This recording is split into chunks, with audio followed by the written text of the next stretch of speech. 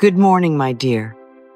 I wish you a morning filled with joy, peace, and a quiet sense that something beautiful can begin today. Let your whole body relax so that you do not rush into the day before you have truly arrived within yourself. Feel the bed supporting you. Soften your shoulders, loosen your jaw, and allow your breathing to remain easy. You do not need to solve anything yet.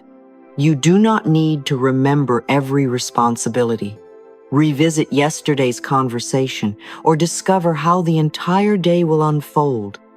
This first moment belongs to you. Today is a new day, and I welcome it with love. Just think about that for a moment. A new day has come to meet you, and before the world tells you what it wants, you can decide what you wish to bring into the world.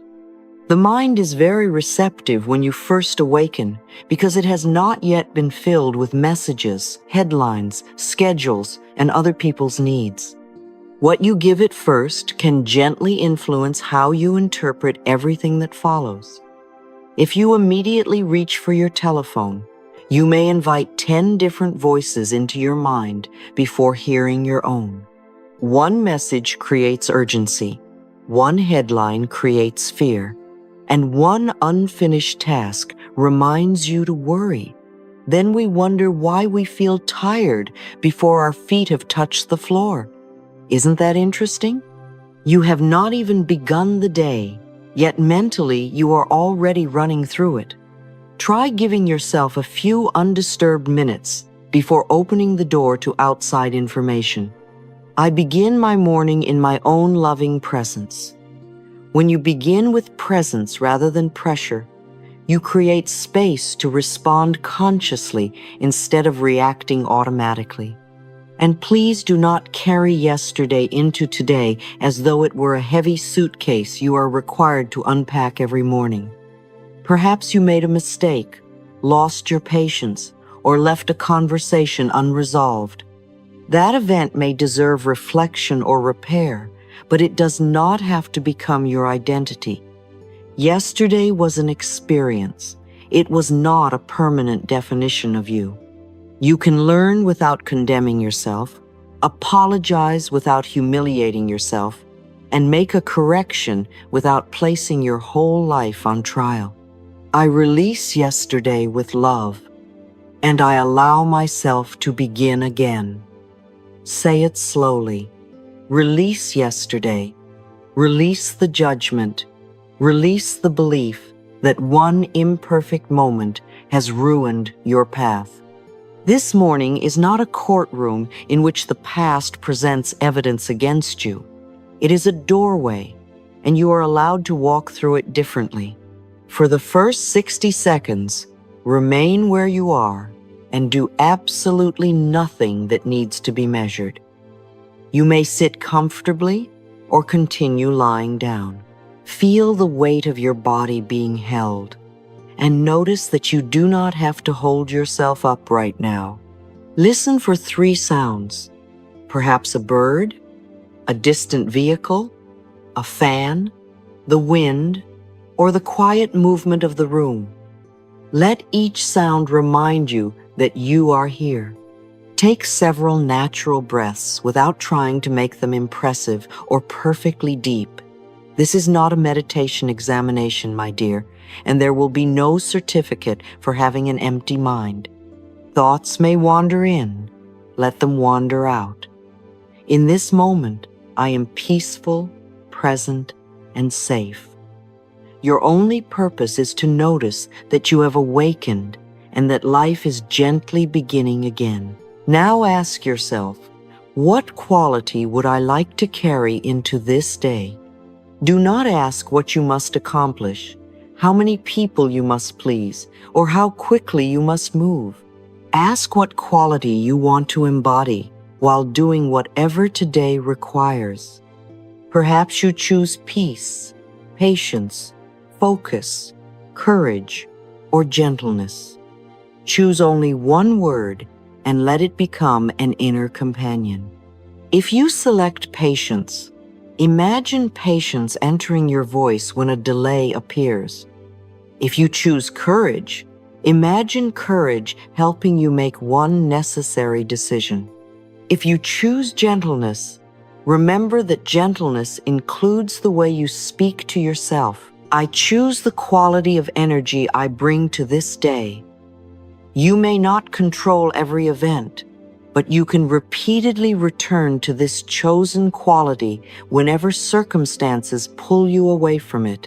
After this quiet minute, open the curtains and look toward the morning light. You do not have to stare directly at the sun.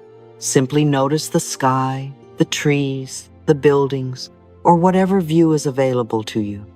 If your circumstances allow it, step outside briefly and feel the air against your skin. Notice the temperature without calling it good or bad. Find one color, one movement, and one sound. Perhaps you see a pale blue sky, a curtain moving gently, or a bird calling from somewhere beyond your view. These simple observations guide attention away from imaginary conversations and back into the world that actually surrounds you. I open myself to the light and possibilities of this new day. You are reminding the mind that reality contains more than the thoughts circling inside it. Morning light carries a beautiful spiritual reminder. Life knows how to renew itself. The sky does not consult yesterday before becoming today's sky. It does not say, I was cloudy yesterday, so I must remain cloudy forever. It changes, moves, brightens, darkens, and begins again. You also have permission to change. Yesterday's sadness does not require today's sadness, and yesterday's fear does not own this morning. You may still feel tender, of course, and you never need to pretend that pain has vanished. But pain can be present without becoming the only voice permitted to speak. A new morning allows a new response. Let the light touch your face and imagine that it is illuminating one possibility you could not recognize while looking only backward. Now make your bed, not because a perfectly arranged blanket contains magical powers, but because one completed action can establish a gentle sense of direction. Pull the cover into place, adjust the pillows, and make the space slightly more orderly than it was when you awakened. That is enough. Do not turn this ritual into another performance of perfection. No one from the International Committee of Beautiful Beds is coming to inspect your corners. You are simply showing yourself that you can influence one small part of your surroundings. I create order through small, calm, and loving actions. As your hands complete the task, keep your attention on this task alone. Let the bed be the bed. Do not make it carry your appointments, finances, relationships, and entire future. When life feels overwhelming, the mind often asks an impossible question. How can I control all of this? Naturally, the body responds with tension, because no human being can control everything. Replace that question with one that gives your strength somewhere useful to go. What is the smallest thing I can complete now? Perhaps it is making the bed, drinking water, washing your face, opening a notebook, or sending one necessary message. Small does not mean meaningless. Small means available. Small means clear. Small means you can begin without waiting to feel completely ready. I meet my life one loving step at a time. Each completed step tells your mind that you are participating in the day rather than being chased by it. These first 3 rituals create a simple progression. First, you return to yourself, then you reconnect with the living world, and finally, you take one visible action. Silence gives you presence, light gives you perspective, and order gives you movement. Do you see how gently they work together? None asks you to become a different person before breakfast. None demands perfect happiness. None promises that every difficulty will disappear. They simply help you meet the day from a steadier place. I do not have to feel wonderful to treat myself wonderfully. That is an important sentence, so remember it. Care does not have to wait until your mood improves. Loving care may be one of the things that helps improvement become possible.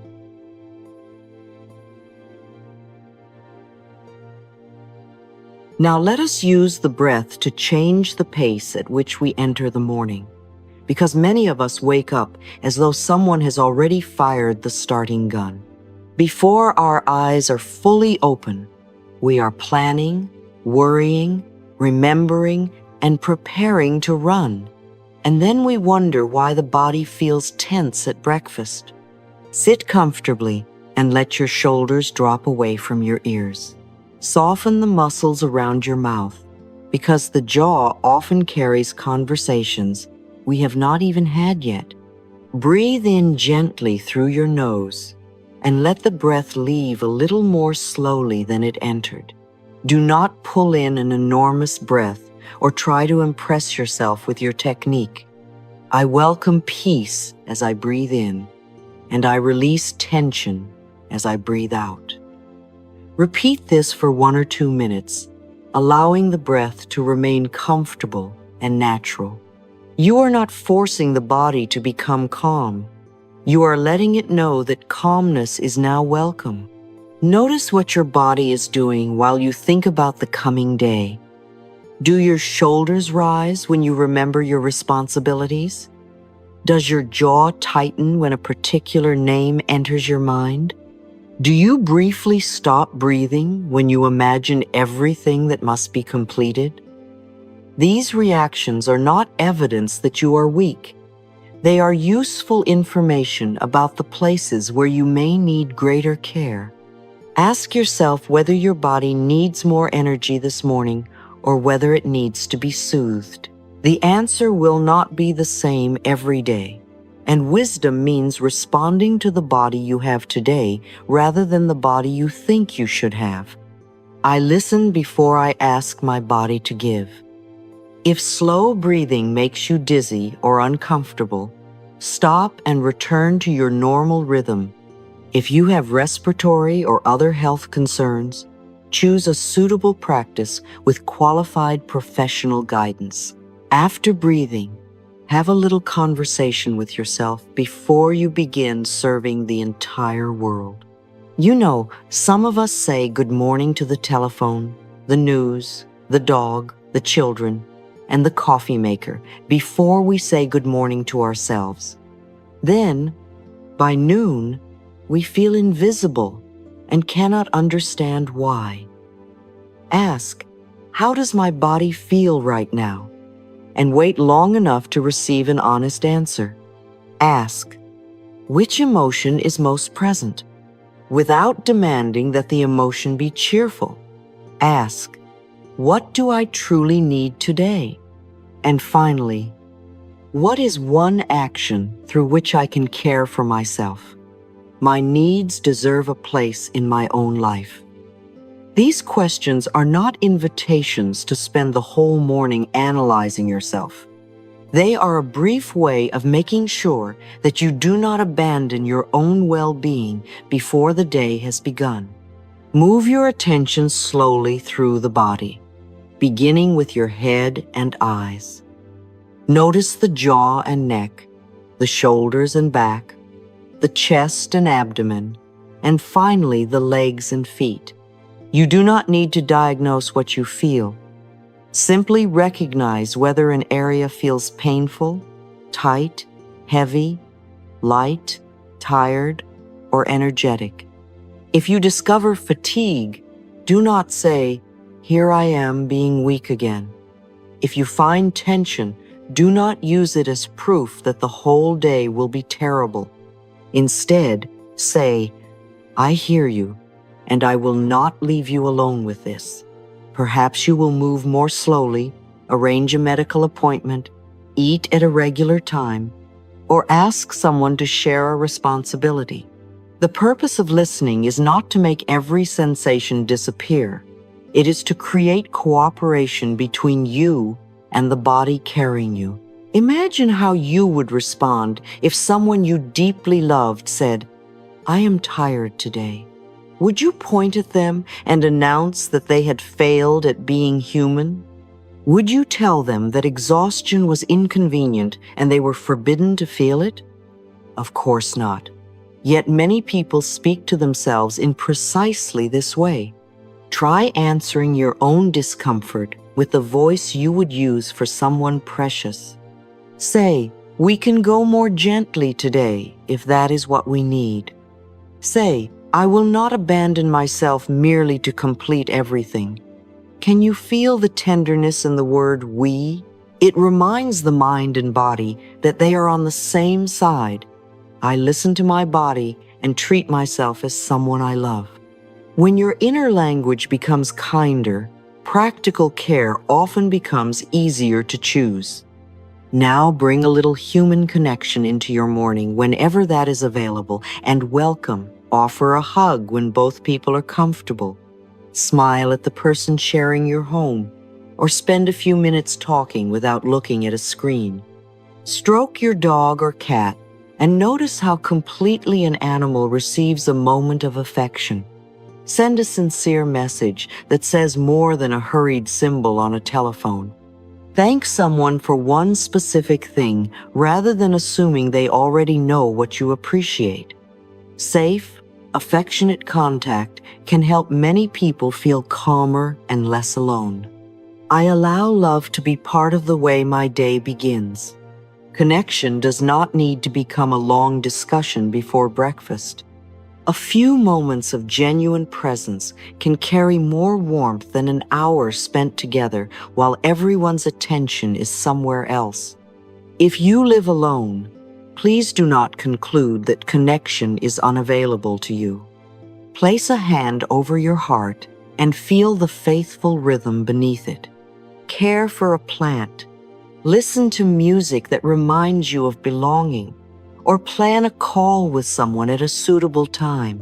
Step outside and notice that you share the morning with birds, trees, clouds, workers, neighbors, and countless lives already in motion.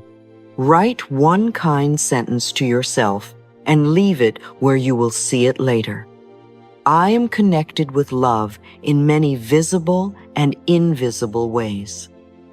Being alone in a room is not always the same as being abandoned. And being surrounded by people is not always the same as feeling connected. Choose forms of contact that contain sincerity, safety, and mutual respect, rather than using any company merely to escape your own presence. Let us create what we might call a happiness anchor for the moments when the day becomes difficult. An anchor is a simple signal that you repeatedly associate with safety, gratitude, steadiness, or joy. It may be a song, a gentle scent, a bracelet, a photograph, a loving sentence, or the movement of placing your hand over your heart. The anchor does not erase a problem or guarantee an instant change in mood. It creates a pause between the emotion and your habitual reaction. Choose the anchor when you feel relatively settled, breathe comfortably, and remember a moment when you felt safe or deeply cared for. Let yourself recall the place, the faces, the sounds, and the feeling in your body. Then touch or look at the chosen object while saying, "I always know how to begin finding my way home." Repeat this each morning so the gesture becomes familiar rather than something you remember only during a crisis. Later in the day, when pressure begins carrying you away, return to the anchor, touch the bracelet, view the photograph, hear the song, or place your hand over your heart. Stop for several seconds and let one unhurried exhalation leave the body. Remind yourself, this feeling is a temporary state. It is not the whole of me. Then decide what response belongs to the present situation. Perhaps you need to speak, wait, leave, ask a question, or postpone a decision until you are steadier. The anchor is not an escape from responsibility. It helps you return to the part of yourself capable of responding responsibly. You may still feel upset after using it, and that does not mean it failed. Its purpose is not to manufacture happiness, but to restore one moment of choice. Each morning, you can also plant 3 particular seeds within the mind: safety, freedom, and clarity. The first seed is safety. Many people awaken with the vague expectation that something bad is about to happen, even when no immediate danger is present. The body remains watchful, the mind searches for evidence, and relaxation begins to feel irresponsible. Look around and distinguish what is actually happening from what fear is imagining. If a real danger exists, take protective action and seek appropriate assistance. An affirmation should never persuade you to ignore reality. If the present environment is safe, lower your shoulders and say, "In this present moment, I am safe, and I can meet today one step at a time." Safety is not a promise that nothing difficult will ever occur. It is permission to stop living every peaceful moment as though difficulty has already arrived. The second seed is freedom, especially freedom from the belief that yesterday must become today. You may have failed at something, spoken carelessly, or returned to a habit you intended to change. A mistake deserves an honest response, but it does not deserve ownership of every morning that follows it. I release yesterday's expectations. Today is a fresh page. Freedom appears when you choose one response that differs from the old pattern. Complete one task you have avoided, forgive one small imperfection, or correct one thing that can still be repaired. Do not confuse freedom with pretending that consequences do not exist. Freedom means that you can learn from a consequence without building a permanent home inside shame. The page is new, but the wisdom you earned is allowed to come with you. The third seed is clarity. Confusion often becomes heavier because we believe we must see the complete road before taking any step. We ask for guarantees that life cannot provide and then call ourselves stuck. What if clarity arrives through movement rather than before it? Identify the most important priority before creating another elaborate plan. Take the first practical step, observe what it reveals, and use that information to decide what follows. Listen to intuition, but let facts, trustworthy advice, and real conditions participate in the decision. I do not need to know every step. I trust myself to recognize what comes next. Clarity is not knowing everything at once. It is knowing enough to act responsibly in the moment before you. Of course, there will be mornings when you awaken feeling sad, anxious, depleted, or simply out of sorts. Please do not use a morning ritual to place a cheerful mask over genuine pain. Forced positivity can create a second burden. First you feel bad, and then you judge yourself for failing to feel good. Tell the truth kindly. Say, "I feel tired right now, and I still choose to treat myself with care." Or say, "I do not feel well yet, but I am willing to let this day become a little gentler." These are bridge statements, and they give the mind somewhere honest to stand. You do not have to leap from despair to delight before getting out of bed. Sometimes the next loving destination is not happiness. It is feeling 5% more supported. On a difficult morning, simplify. Drink some water if it is appropriate for you. Open a window, wash your face, and eat something manageable. Postpone a non-essential decision if you are too overwhelmed to make it thoughtfully. Reduce the number of tasks rather than using an impossible list to confirm that you are failing. Contact someone trustworthy and let them know that you could use support. Today, I choose care before performance. If low mood, anxiety, sleeplessness, or exhaustion continues or significantly interferes with daily life, seek qualified professional help. Loving yourself includes allowing others to bring knowledge, treatment, and care that you cannot provide alone. You do not receive a special prize for suffering without assistance.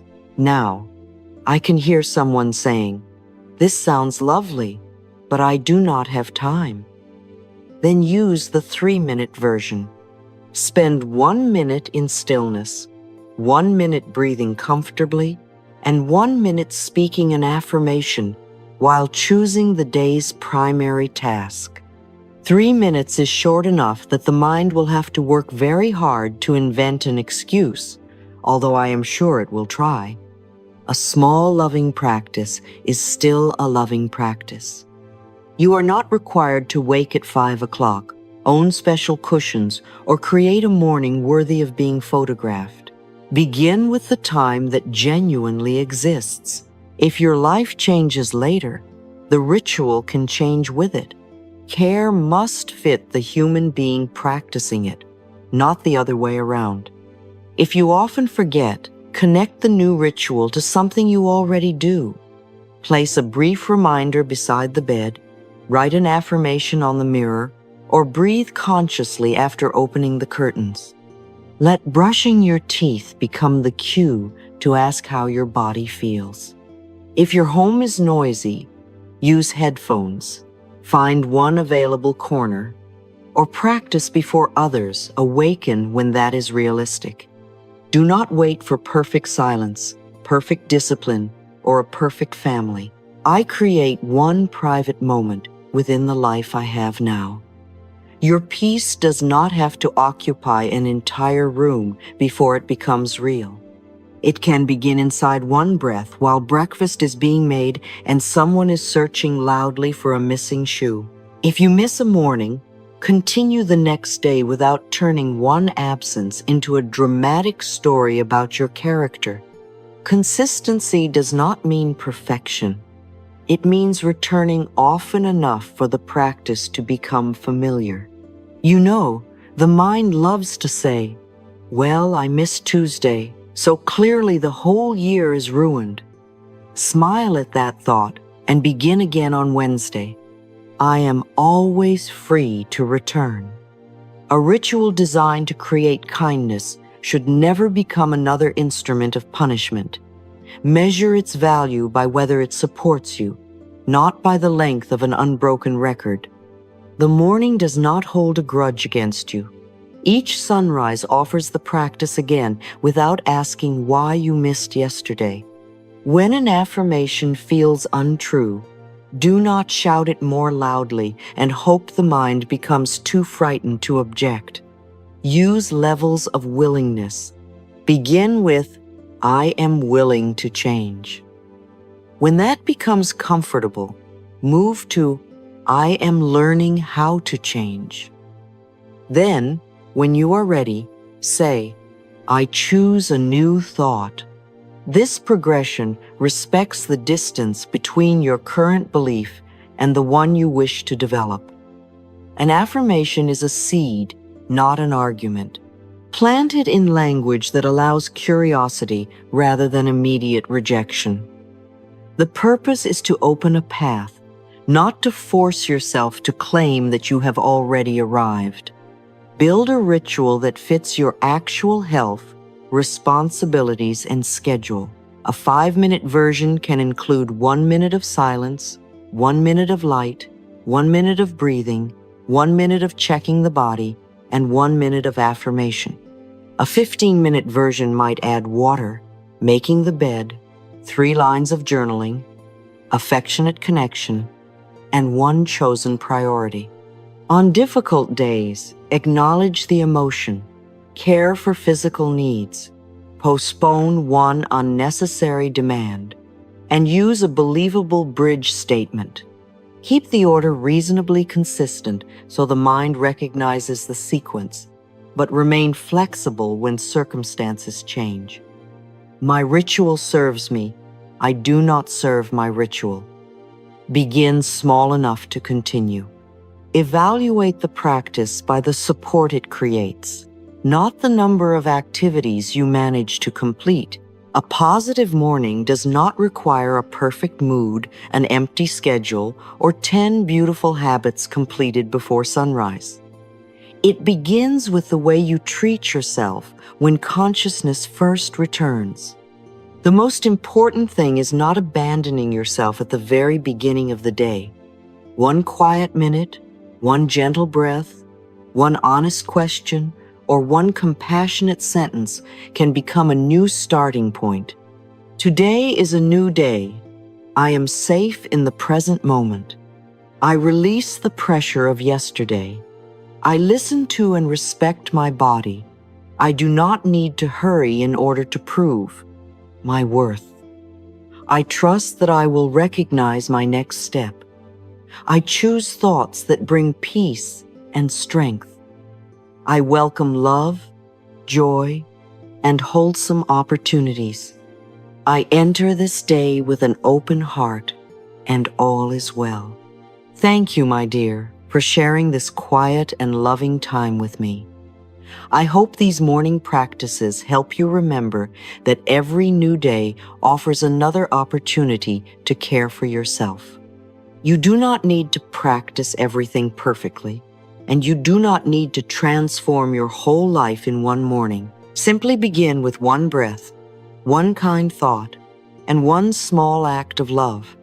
Every loving choice I make creates a gentler beginning. If you have a question, please leave it in the comments and share which morning ritual you would like to welcome into your life. Your experience may encourage someone who feels alone or believes that change is impossible. We learn together, we grow together, and we remind one another that beginning again is always allowed. Before you go, place your hand over your heart and thank yourself for being here. I am willing to make each morning a loving meeting with myself. Carry this thought with you today. You are not behind. You are not forgotten. And you do not have to earn the right to treat yourself kindly. May your day unfold with greater peace, clarity, and tenderness. Take good care of yourself. And remember, all is well in this present moment.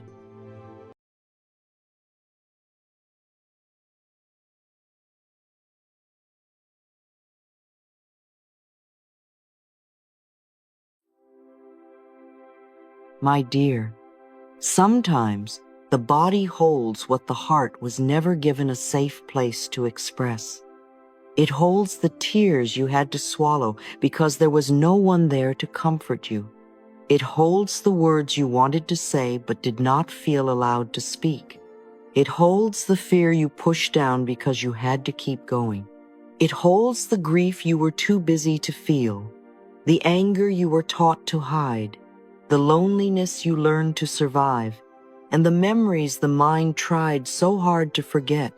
Your body is not only the place where you live, it is also a living archive of everything you have carried, everything you have survived, and everything that still waits for love. This is why there are pains that do not seem to come only from muscles. There are tensions that are not only about posture. There are heavy places in the body that may feel as if they have a voice. A tight chest may be holding old heartbreak.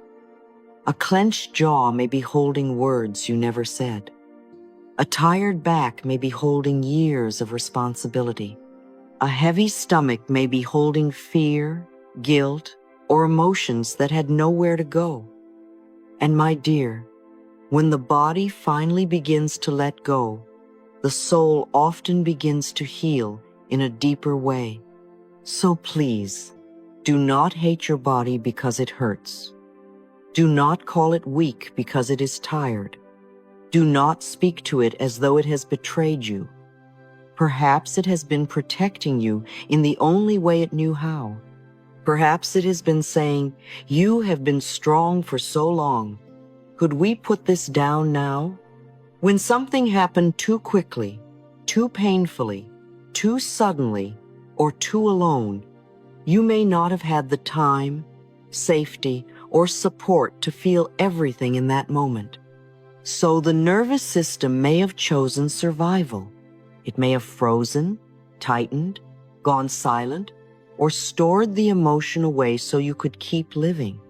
The body in its wisdom may have said, "We cannot process all of this now. Let us hold it until it is safer." And that was protection. That was not failure. But what once protected you can later become a burden if it is never released. The tension that once helped you survive may begin to drain your life force. The armor that once kept you safe may later keep out joy, intimacy, rest, softness, and freedom.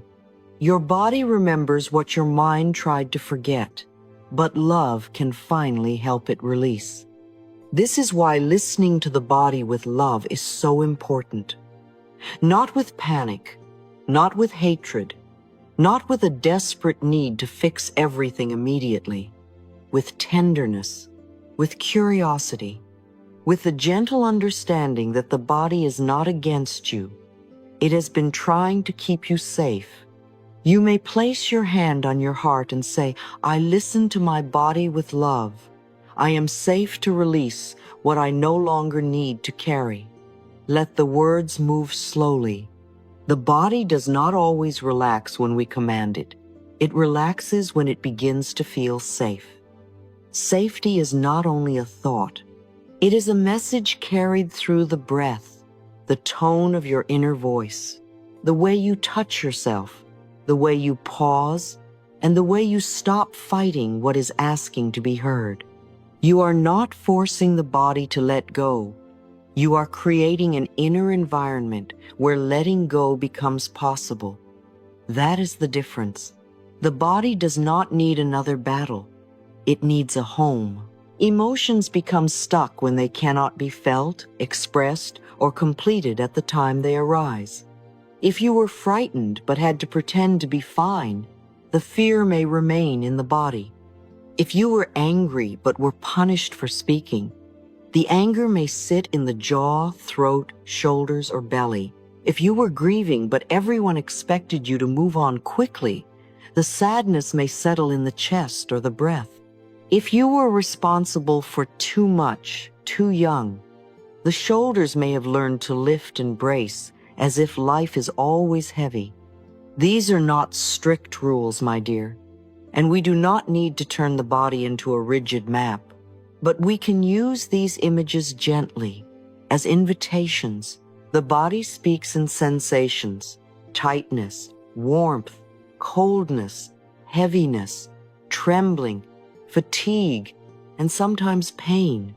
Even the fascia, the connective tissue that wraps through the body, can be imagined as a soft inner web that remembers tension, posture, protection, and the ways we have braced against life. Whether we speak scientifically, emotionally, or symbolically, the message is the same. The body participates in your history, and the body can participate in your healing. So begin by thanking it. This may feel strange if you have spent years criticizing your body, but it is a powerful turning point. Say, "Thank you, my body, for protecting me. I am safe now, and I allow old tension to soften." You may not believe it fully at first. That is all right. Speak it anyway, softly. The body has heard enough harshness. let it begin hearing kindness. If the shoulders are tight, say, "Thank you for carrying what I thought I had to carry alone." If the throat feels closed, say, "Thank you for holding the words until I was safe enough to speak." If the chest feels heavy, say, "Thank you for protecting my heart when I did not know how." If the stomach is tense, say, "Thank you for warning me when I felt unsafe." These words are not meant to replace wise care, rest, movement, therapy, medicine, or support when they are needed. They are meant to change the relationship. Healing begins when the body is no longer treated like an enemy. There is a cost to holding for too long. The emotions you do not process still require energy to keep contained. It takes energy to hold the jaw tight. It takes energy to keep the breath shallow. It takes energy to keep the shoulders lifted, the stomach clenched, the heart guarded, and the mind constantly thinking so nothing deeper can be felt. Overthinking can make the head feel heavy. Unspoken truth can make the throat feel blocked. Too much responsibility can pull the shoulders inward. Heartbreak can tighten the chest. Fear, guilt, and old shame can make the belly and hips feel tense. And when the body is always wearing old armor, it becomes difficult to feel light in the present. Even when life is calmer now, the body may still be living as if the old danger is near. This is why you must not scold yourself for not relaxing immediately. Relaxation is not always a switch. Sometimes it is a conversation repeated over time. You do not need to force the body to release everything today. In fact, forcing is often another form of control, and the body may respond by tightening more. You only need to create enough safety within yourself that the body no longer has to grip so hard. A slow breath can be safety. A kind word can be safety. A warm hand on the heart can be safety. A truthful journal page can be safety. A gentle walk can be safety. A moment of crying without shame can be safety. A boundary can be safety. Rest can be safety. You may say, "I no longer need to hold the past in my body. I release gently, safely, and lovingly." The word gently matters. The word safely matters. The word lovingly matters. We do not rip the past out of the body. We invite the body to realize that the present is different now. Let us begin with the head and forehead, because many people carry so much control there.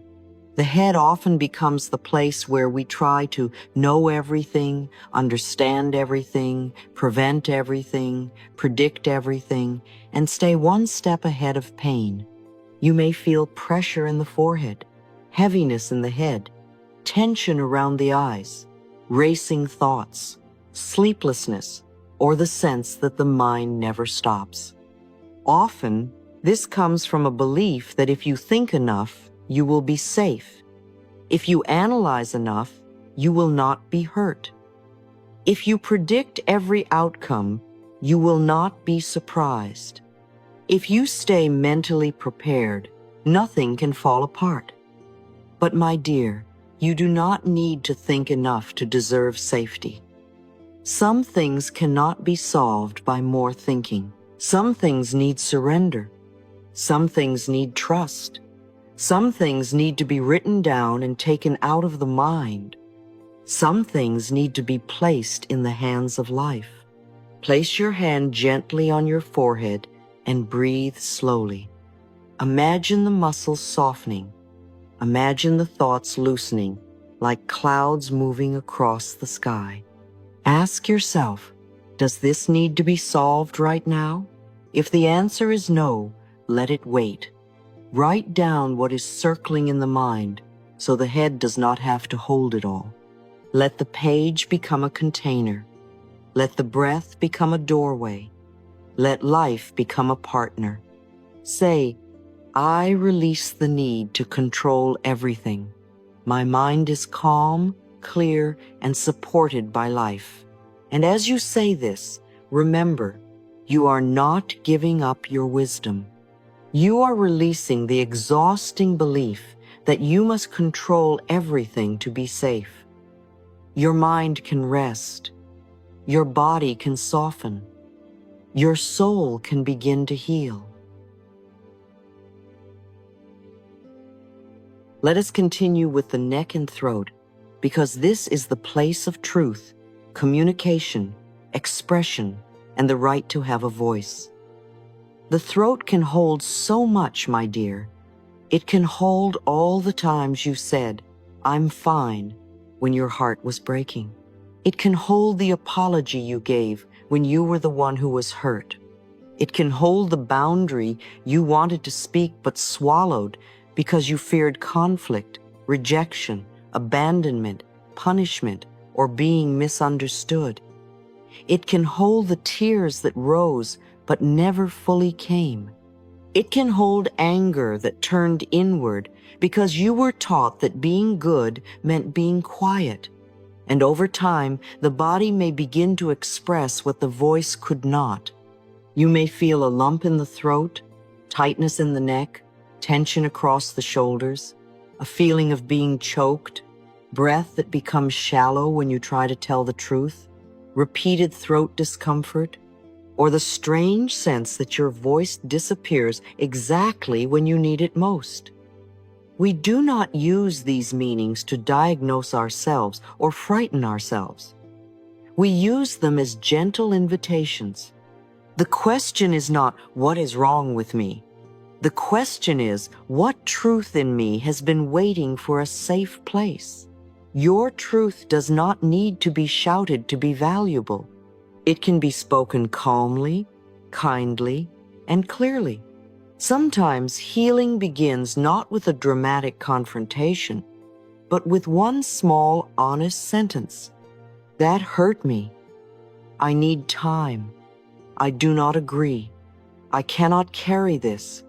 I need rest. This is what I feel. You can begin in a journal if speaking. Aloud feels too hard. Write, the words I never said are, and let the page receive what your throat has carried. You can hum softly, sigh with sound, breathe slowly into the belly, and let the exhale open the throat like a window. You can stretch the neck gently, not forcing, only inviting. And as you do, say, it is safe for me to speak my truth with love. My voice matters. Let the body hear that truth can be peaceful. Let the throat learn that expression does not always lead to danger. Let your voice return little by little. Now bring your awareness to the shoulders and upper back, the place where so many people carry responsibility. My dear, if your shoulders are often lifted, tight, heavy, or rounded forward, ask them what they have been carrying. Perhaps they have carried family expectations. Perhaps they have carried work pressure. Perhaps they have carried the emotions of people who never learned how to hold their own. Perhaps they have carried the role of being strong, capable, available, silent, and useful. Many people live with a hidden belief. I must do everything myself. I must not need help. I must stay strong. I must not disappoint anyone. And the body listens. The shoulders rise as if preparing to carry bags that are not even visible. The upper back becomes tired from years of being the pillar. The neck becomes tense from holding together what the soul wanted to lay down. But my dear, you were not born to carry the whole world alone. Adulthood does not mean silent suffering. Love does not mean becoming the storage room for everyone else's unfinished life. Strength does not mean never needing support. Sometimes true strength is the courage to say, This is too much for me to carry alone. Sometimes healing is asking for help without shame. Sometimes healing is saying no before resentment begins to grow.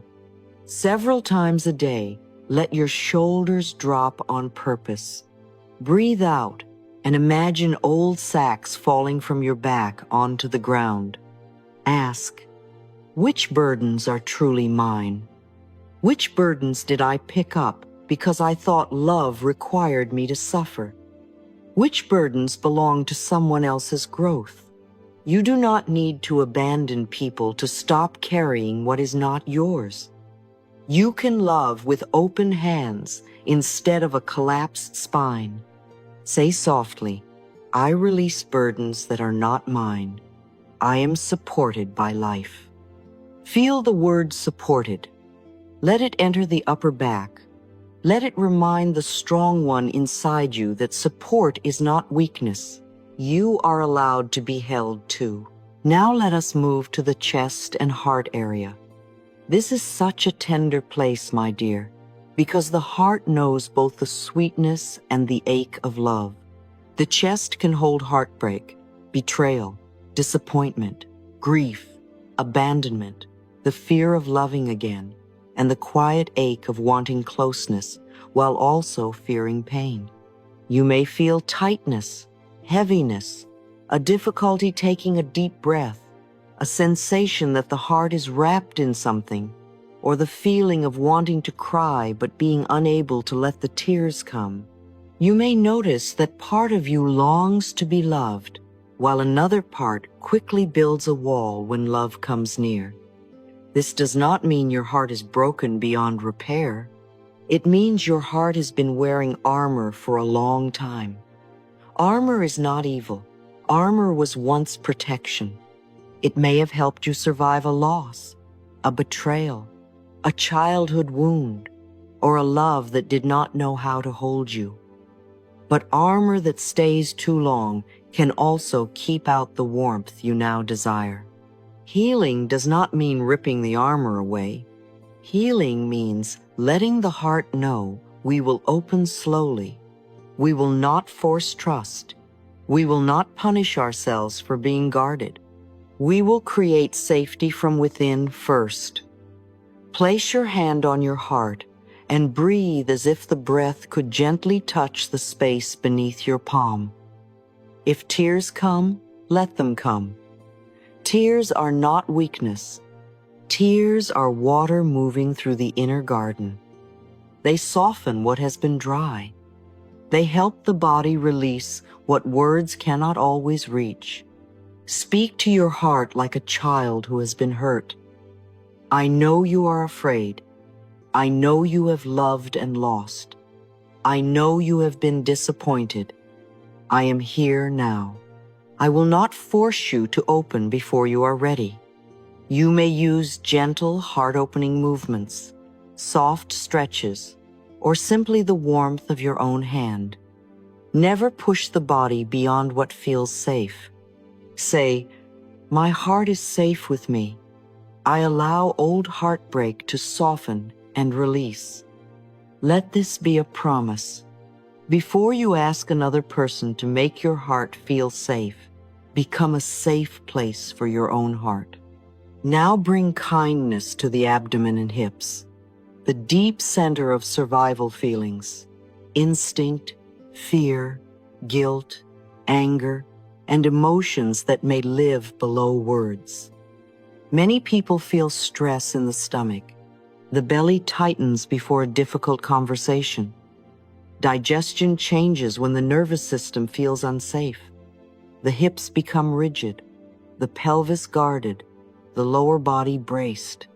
Again, we do not reduce the body to only one meaning, and we always honor practical care when the body asks for it. But symbolically and emotionally, the belly and hips often speak about safety. They ask, am I allowed to relax? Am I held by life? Can I trust the ground beneath me? Can I stop bracing for danger? If you have lived for a long time in survival energy, The belly may not know how to soften easily. It may feel as though relaxing is risky. It may believe that holding tight keeps you protected. So do not command it to let go. Invite it. Place a warm hand on your abdomen and move in slow circles. Breathe down into the belly without forcing the breath. Feel the ground beneath you. Let the body know that this is now, not then. If gentle hip opening feels safe, move slowly, with respect. If the body wants to shake, sway, stretch, dance, or make small intuitive movements, allow the old energy to move through instead of staying frozen. Movement can be a language of release. Ask, what emotion have I been holding here too long? Perhaps fear, perhaps guilt, perhaps old anger, perhaps the memory of not feeling safe. Whatever comes, do not shame it. Let it be seen. Say, I am safe in my body. I release fear, guilt, and old survival energy with love. This is a profound sentence. It tells the body, we do not need to clench in order to exist. We do not need to stay guarded every moment. We can be here. We can breathe. We can belong to this moment. The healing process begins with recognizing, not attacking. Many people treat pain, tension, or emotional discomfort as an enemy that must be silenced immediately. Of course, when something hurts, you want relief. That is natural. But there is a deeper way to relate to the body. Instead of saying, go away, ask, what are you trying to tell me? Instead of saying, I hate this part of me, ask, what emotion needs to be seen? Instead of saying, why can't I be normal? Ask, what need have I ignored for too long? The body is a messenger. Sometimes the message is practical. Sleep, water, movement, medical support, nutrition, rest, help. Sometimes the message is emotional. Grief, anger, truth, boundaries, safety, softness. Sometimes the message is spiritual. Trust, surrender, forgiveness, returning to yourself. You do not need to understand everything at once. Begin by listening patiently. Say, I listen to the messages of my body with patience and love. Patience is important because the body may not reveal everything immediately. It may speak in small layers. One day you notice the throat tightens when you say yes but mean no. Another day you notice the shoulders rise when you feel responsible for someone else's mood. Another day you notice the belly clenches when you imagine being judged. This noticing is not small. Awareness is the beginning of release. Then comes acceptance. Old emotions need a safe space to rise without being judged. If you cry, do not call yourself weak. If sadness comes, do not call yourself negative. If anger appears, do not call yourself bad. If the body trembles, tightens, or reacts, do not shame it. It may be completing something that could not be completed before. Acceptance does not mean drowning in emotion forever. It means you stop pushing the emotion back down with self-hatred. You let it move through. You say, this feeling is here, and I can hold myself while it passes. You create the inner parent you may not have had in the moment the pain began. You say, all parts of me are welcome. I do not need to exile my own heart. This is not indulgence. This is integration. The emotion that is allowed to move can change. The emotion that is shamed often hides and returns as tension, projection, overthinking, or fear. Say, all my feelings are welcome. I can hold myself with compassion. Let this become a soft room inside you. You do not have to act on every feeling. You do not have to believe every feeling. But you can allow feelings to be present without making them your enemy. Compassion is what tells the body it is safe to stop storing this alone. Then comes letting go. And letting go is often misunderstood. Letting go is not forcing yourself to forget. It is not saying, I am over it, when your body still trembles. It is not rushing forgiveness. It is not spiritual performance. Letting go is a whole body process made of breath, movement, emotion, truth, safety, and loving repetition. Sometimes letting go looks like shaking the hands and arms gently after a stressful moment. Sometimes it looks like dancing freely in a room with no audience. Sometimes it looks like a long exhale with sound, letting the throat open. Sometimes it looks like crying into a pillow and finally allowing the water to move. Sometimes it looks like writing the letter you will never send. Sometimes it looks like a nap. Sometimes it looks like saying no. Sometimes it looks like going for a walk and letting the legs remind you that life can move forward. After the body releases, use words to reprogram the mind. Say, I release what my body has held for too long. I am safe to be free. This is how you create a new pattern. The body lets go of old energy, and then the mind gives it a new direction. You are not only emptying pain, you are filling the inner space with love, safety, and a new belief. My dear, when the body lets go, life force returns. This is one of the most beautiful things. The energy that was used to hold the jaw, tighten the shoulders, guard the chest, clench the belly, and freeze the hips can begin to flow again. You may feel more breath, more warmth, more tears, more creativity, more softness, more truth, more ability to rest, more ability to feel joy in small things. The soul is no longer trapped behind so much old armor. It begins to remember freedom. But please do not rush this. Do not demand that your body heal on your schedule. Do not hate the area that hurts or tightens. Thank it. Thank the throat for holding your words until you were ready. Thank the shoulders for carrying you through seasons when you felt alone. Thank the heart for protecting love when love felt unsafe. Thank the belly and hips for helping you survive when the world did not feel steady. Then tell the body, we are creating a new safety now.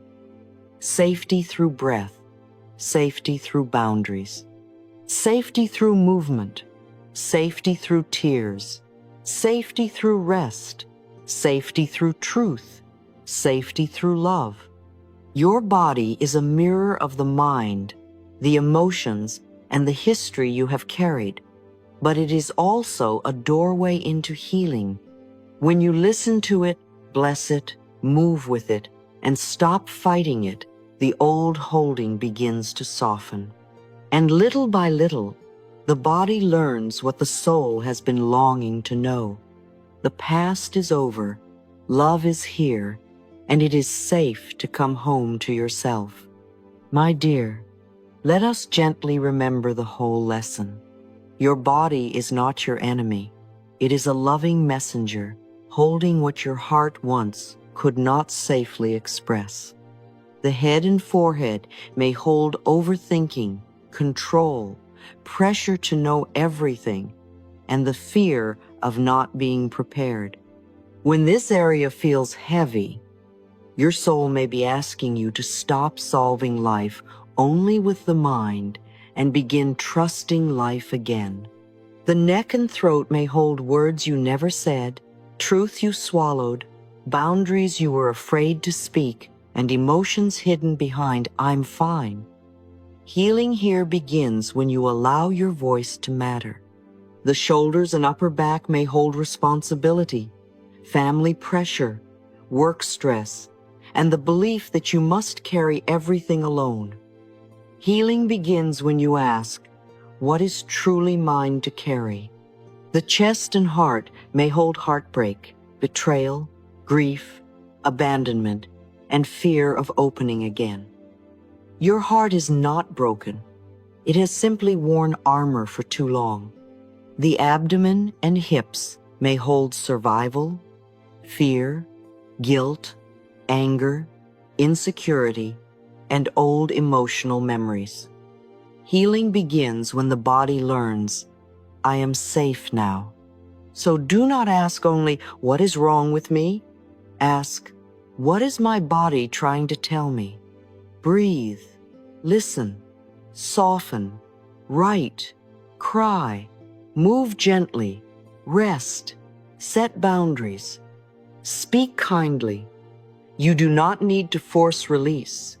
You only need to create safety. And when the body finally lets go, the soul begins to remember freedom.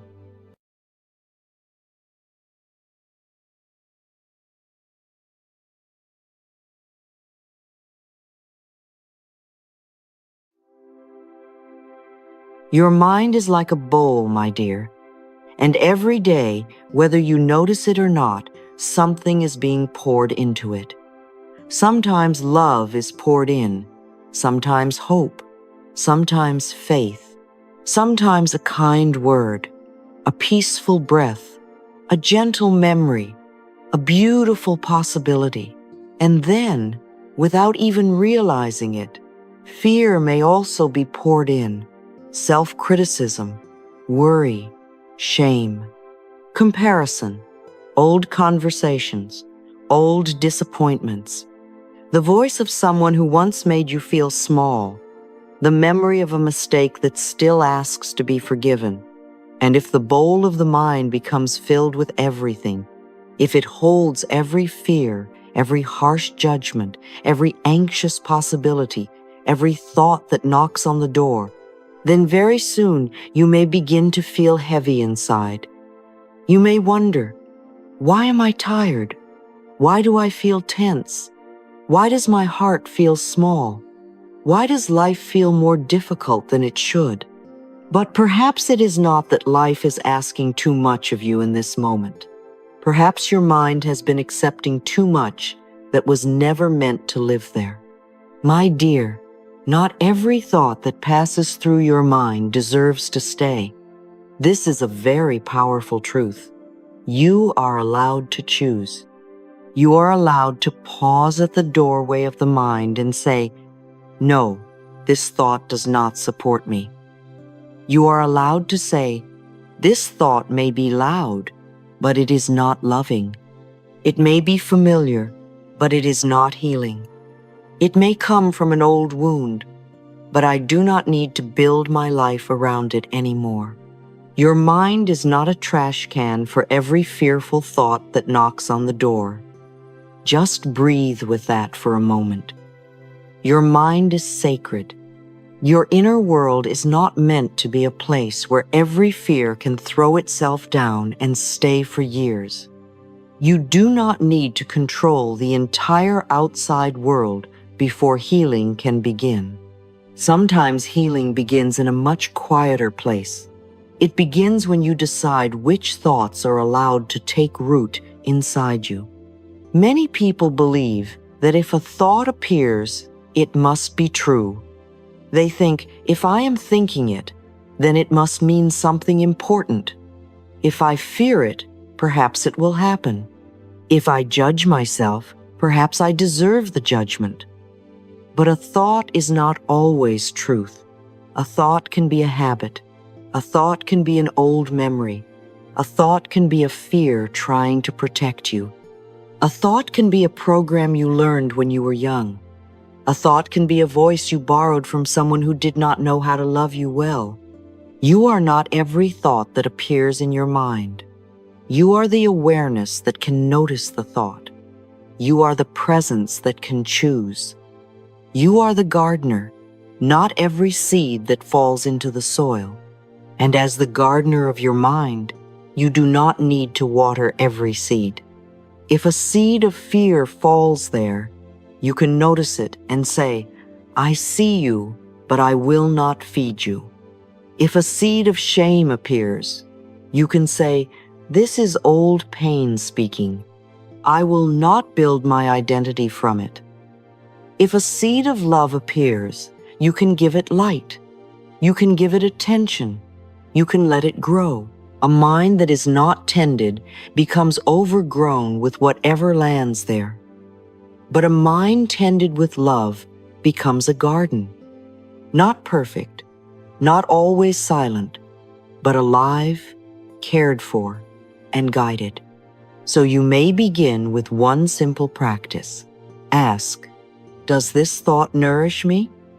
Not. Is this thought familiar? Not. Have I believed this for many years? But, does this thought nourish me? Does it support the life I am trying to create? Does it bring me closer to peace, clarity, courage, love, or healing? If the answer is no, you do not have to fight the thought. You do not have to wrestle with it for hours. You can simply stop feeding it. You can choose another direction. You can say, I choose thoughts that nourish me, support me, and bring me peace. Now, this does not mean you deny reality. A supportive thought is not a fake thought. It is not pretending everything is wonderful when your heart is hurting. A supportive thought may be very gentle and very real. This is difficult, but I can take one step. I am afraid, but I am not alone inside myself. I made a mistake, and I can learn. This feeling is painful, but it will move through me. I do not know the whole path, but life can guide me. These thoughts do not lie. They simply hold you with more love. And love is the atmosphere in which healing becomes possible. There is also something very human about the way the mind reaches for negative thoughts. You do not need to hate yourself for that. The ancient brain was designed to watch for danger. It learned to notice what might hurt you faster than what might bless you. Long ago, this helped human beings survive. The mind had to notice the threat, the sound in the dark, the sign of danger, the thing that could harm the body. So even today, the mind may hold tightly to one criticism while ignoring 10 kind words. It may remember one rejection more strongly than many moments of love. It may replay one mistake while forgetting all the ways you have grown. This is called survival, my dear, but it is not always healing. Do not hate the mind because it looks for danger. It is trying to protect you with an old method, but now you can teach it a new way to live. You can say, thank you for trying to protect me, but we are safe enough to choose love now. You can remind the mind that not every uncertainty is danger. Not every silence is abandonment. Not every mistake is disaster. Not every difficult feeling is a sign that life is falling apart. My mind may look for danger, but my soul can choose love. This is where the gatekeeper comes in. Imagine a kind, wise gatekeeper standing at the doorway of your mind. Every thought that arrives must pause there. The gatekeeper does not panic. The gatekeeper does not open the door to everything. The gatekeeper simply asks, does this thought support her? Does this thought help her heal? Does this thought bring her back to love? Does this thought help her act with wisdom? Or does it only make her smaller? A thought arrives and says, you are not good enough. The gatekeeper says, no, you may not enter and live here. Another thought arrives and says, you are learning. You are growing. You can be gentle with yourself. The gatekeeper says, "Yes, you may come in." A thought says, "Something bad will happen." The gatekeeper asks, "Is this guidance or fear?" A thought says, "You can handle today one breath at a time." The gatekeeper smiles and opens the door. This is what it means to accept only thoughts that support you and make you feel good. It does not mean you only think sweet things. It means you choose thoughts that strengthen your spirit instead of poisoning it. You choose thoughts that guide you instead of punish you. You choose thoughts that help you return to yourself. You are the gatekeeper of your mind. You choose what may enter and what must pass by. And my dear, this choice can begin today. Not perfectly, not all at once, just gently. When one harsh thought comes, pause. When one fear knocks, pause. When one old story begins playing, pause. Ask, do I want this living in my bowl? Do I want to water this seed? Do I want to open the door to this thought? Then choose again. One loving thought at a time, the mind becomes softer. One supportive thought at a time, the inner atmosphere changes. One peaceful thought at a time, you stop making your mind a home for fear and begin making it a garden for healing.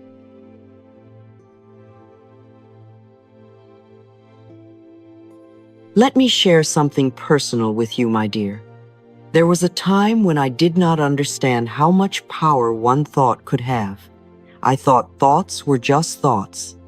They came, they went, they made noise, they filled the day, and I simply believed I had to live with whatever passed through my mind. If a fearful thought came, I followed it. If a harsh thought came, I believed it. If an old memory came, I let it pull me back into yesterday. If shame came, I sat with it as though it were the truth of who I was. And then, little by little, I began to understand something very healing. Not every thought deserves my agreement. Not every thought deserves my attention. Not every thought deserves to be repeated, watered, decorated, and allowed to become a room inside my inner house. Your mind is a sacred place, my dear. It is not a trash can for every fearful idea that knocks on the door. It is not a storage room for every cruel sentence you have ever heard. It is not a prison where old pain must keep repeating itself forever. Your mind can become a garden, but like every garden, it must be tended with love. And tending the mind does not mean forcing yourself into fake positivity. This is very important. Choosing better thoughts does not mean you deny pain. It does not mean you pretend everything is fine when your heart is aching. It does not mean you smile over a wound and call that healing. That is not healing. That is performance. True healing is honest. It can say, "This hurts." It can say, "I am afraid." It can say, "I do not know what comes next." But it says these things while still standing on your side. A supportive thought is not a thought that runs away from reality. A supportive thought is a thought that helps you walk through reality without hurting yourself more. So instead of saying, "This does not hurt," you might say, "This is painful, and I can be gentle with myself." Feel the difference. The first sentence denies your heart. The second sentence holds your heart. Instead of saying, "I am never afraid," you might say, "I feel fear, and I can still choose peace." The first sentence fights the truth. The second sentence gives you strength within the truth. This is what it means to choose thoughts that support you. It means you stop adding cruelty to pain. You stop turning a difficult moment into proof that you are broken. You stop allowing the mind to use suffering as a weapon against your own soul. You begin to say, I will tell the truth, but I will tell it with love. Imagine again that bowl within you. Each day, thoughts are poured into it. Every time you repeat, I am not enough, you pour into the bowl of fear. Every time you say, I always fail, you pour into the bowl of defeat. Every time you compare yourself with someone else and decide you are behind, you pour into the bowl of lack. Every time you replay an old mistake and punish yourself again, the negative bowl becomes heavier. And then there is another bowl, the bowl of healing. Every time you say, I am learning, you pour into it. Every time you say, I can begin again, you pour into it. Every time you acknowledge one thing you did well, one moment of courage, one small step, one breath of gratitude, the bowl of healing becomes fuller. Every time you bless your body instead of attacking it, every time you speak gently to your frightened heart, every time you choose one thought that helps you rise instead of shrink, something inside you becomes lighter. What I repeat, I strengthen. What I bless, I grow. Let that be a quiet law of the inner life. What you repeat becomes familiar. What becomes familiar begins to feel true. And what feels true begins to shape your choices. This is why it matters how you speak to yourself. Not because one thought controls everything, but because repeated thoughts become the weather inside you. If the weather inside you is always criticism, shame, fear, and comparison, then of course the soul becomes tired. Of course the body tightens. Of course the heart becomes guarded. But if the weather begins to change, even slowly, you begin to live differently. A little more warmth, a little more kindness, a little more space, a little more belief that you are allowed to heal. One of the first mental benefits of accepting only supportive thoughts is that self-worth begins to grow again. Self-worth does not grow well in a mind that attacks itself all day. Imagine trying to raise a child by criticizing her every morning, every afternoon, every night. Imagine telling her, you are not enough. You always make mistakes. Everyone else is better. You should be ashamed. Would she become confident? Would she feel safe? Would she trust her own life? No, my dear. She would begin to hide. And many adults are still living with that inner child hiding inside them because the voice in the mind has never become kind enough for the heart to relax. When you begin speaking to yourself with love, something in the inner child lifts its head. Something in you says, maybe I am not in danger here. Maybe I am not my own enemy anymore. This is how self-worth starts to return. Not through one grand declaration, but through the daily refusal to speak to yourself like someone you despise. You begin to say, I am allowed to be learning. I am worthy even when I am imperfect. I can make a mistake and still belong to love. I do not have to earn the right to be kind to myself. And when you create that sense of being loved from within, you no longer need the outer world to constantly prove that you have value.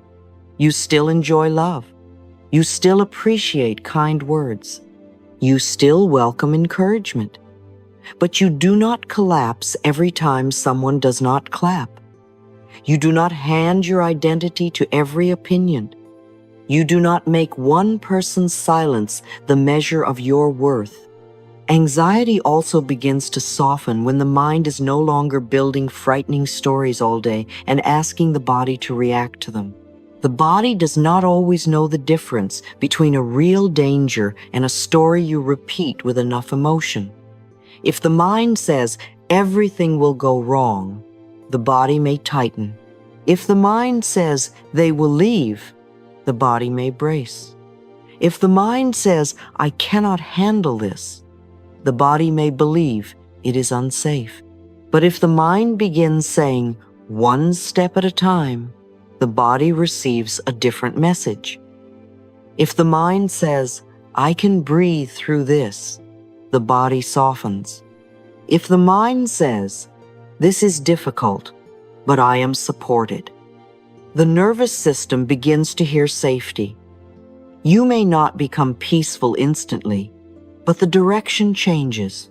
You may say softly, "I speak to myself with love, and my self-worth grows stronger every day." Not as pressure, not as a performance, just as a gentle reminder of the new atmosphere you are creating. Another beautiful benefit is that supportive thoughts expand your creative perspective.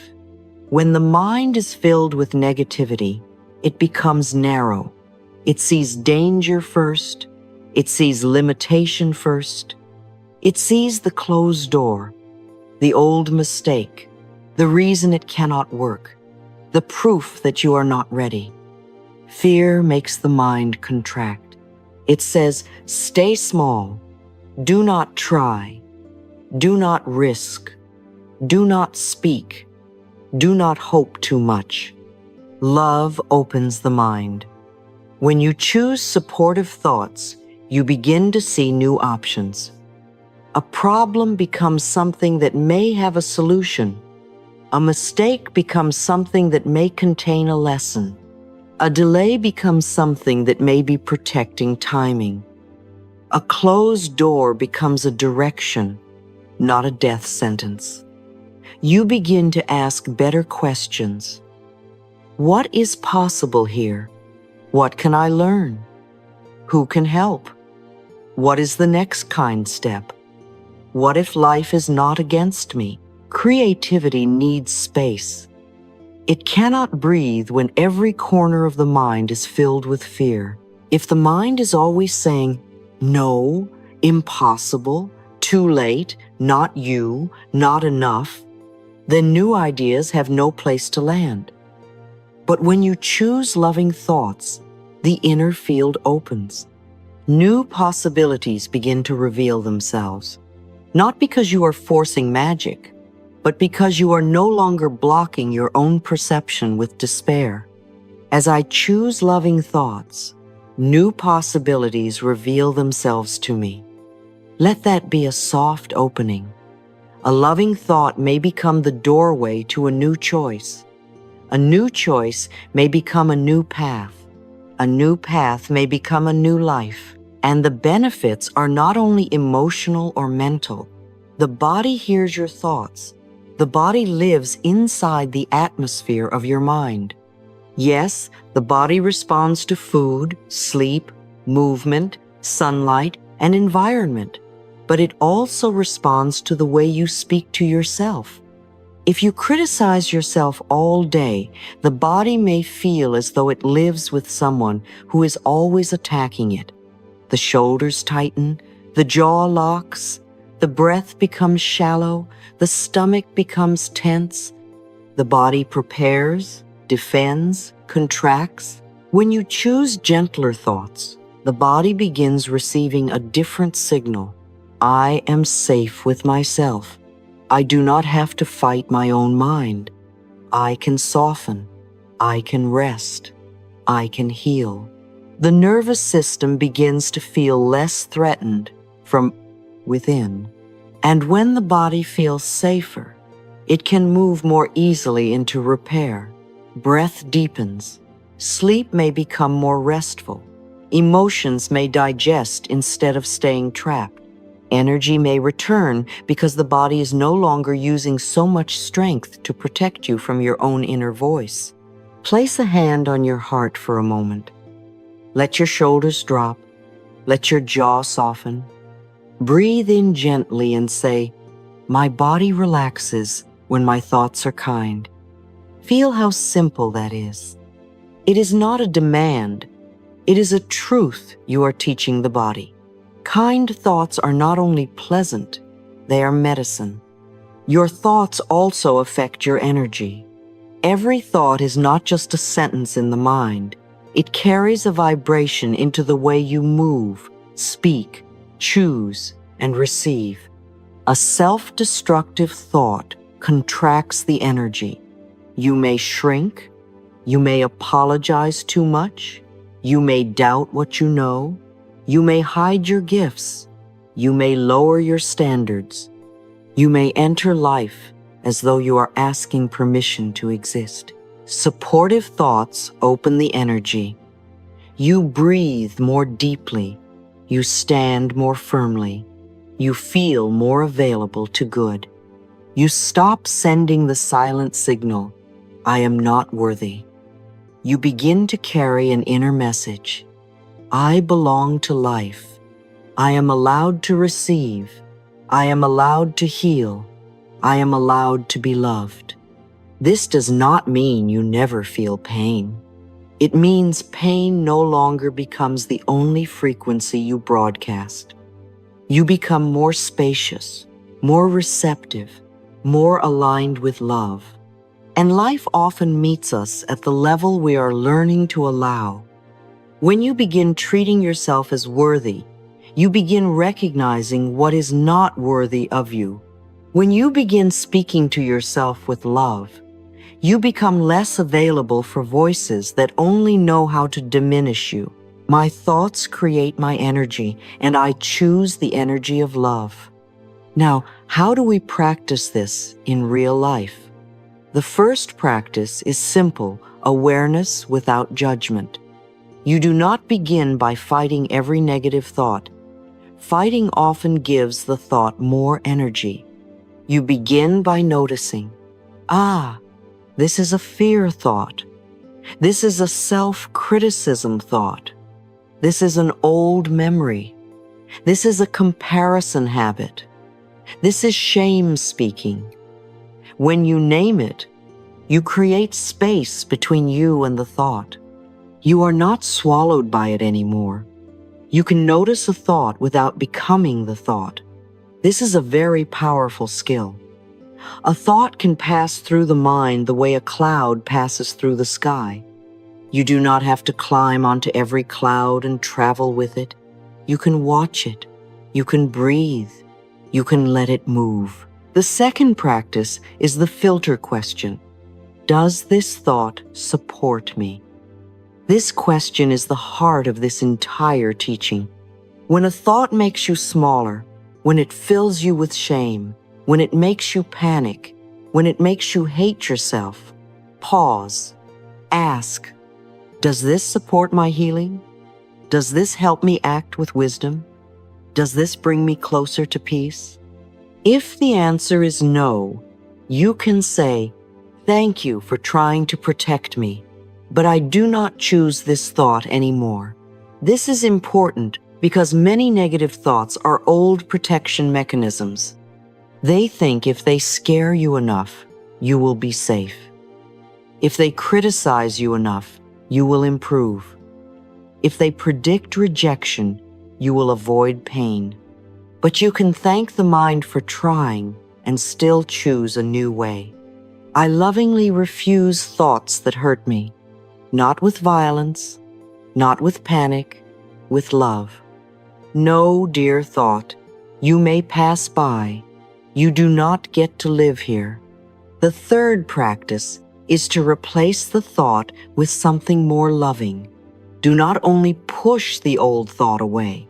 Give the mind a new path. If the old thought says, I always fail, offer, I am learning, and every step teaches me something valuable. If the old thought says, no one loves me, offer, I am open to love, and I begin by loving myself. If the old thought says, I am not good enough, offer, I am enough, right now, and I am still growing. If the old thought says, everything will go wrong, offer, life supports me, and I can handle one step at a time. Notice that these new thoughts do not deny reality. They do not say everything is perfect. They simply stop turning pain into punishment. They give the mind a road toward healing. The fourth practice is to create a mental diet. Think of the mind as you think of the body.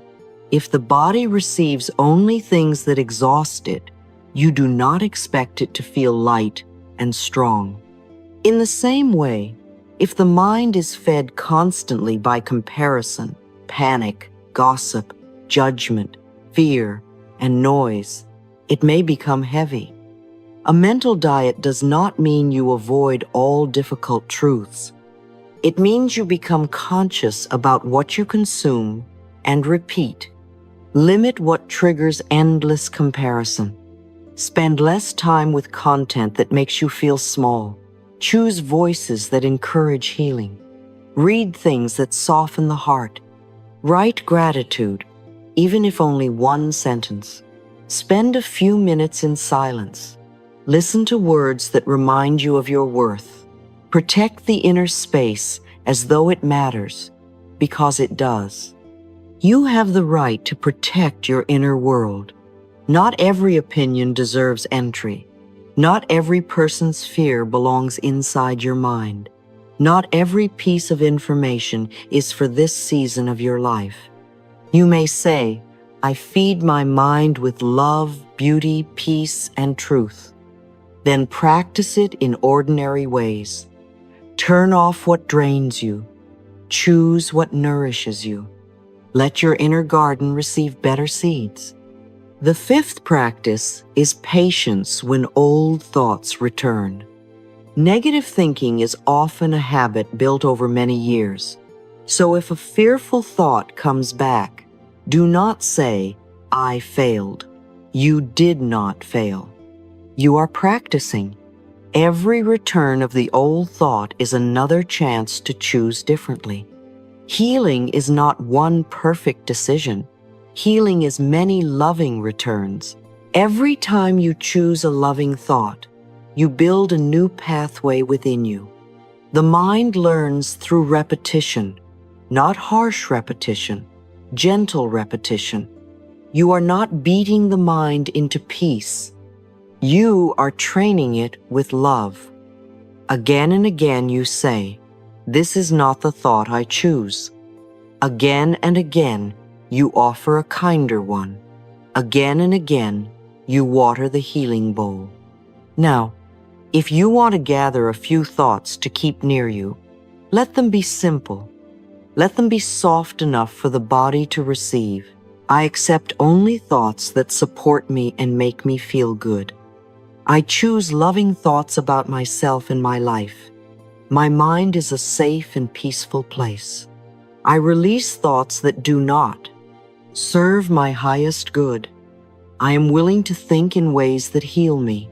I am safe now. All is well. My body can relax. Life supports me in every possible flust. I deserve thoughts that are kind, beautiful, and true. You do not need to repeat all of them at once. Choose one. Let one thought become a small lamp. Carry it through the day. When fear knocks, return to it. When shame rises, return to it. When comparison tries to enter, return to it. One loving thought can interrupt an old pattern.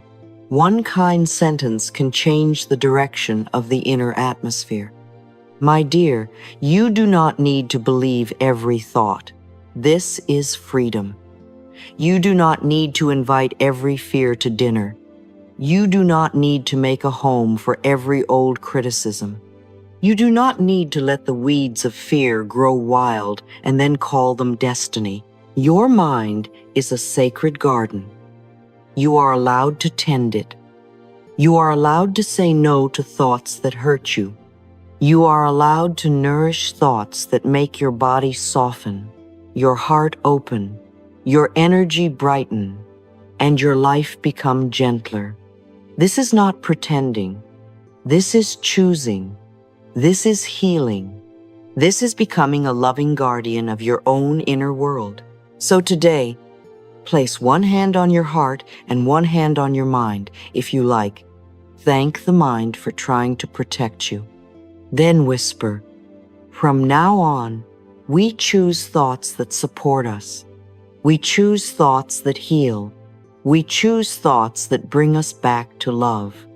And as you keep choosing one thought at a time, the bowl changes, the garden changes, the inner voice changes, and little by little, life begins to feel less like something you must survive and more like something you are allowed to bless. Choose the thought that loves you back, and all is well in your world.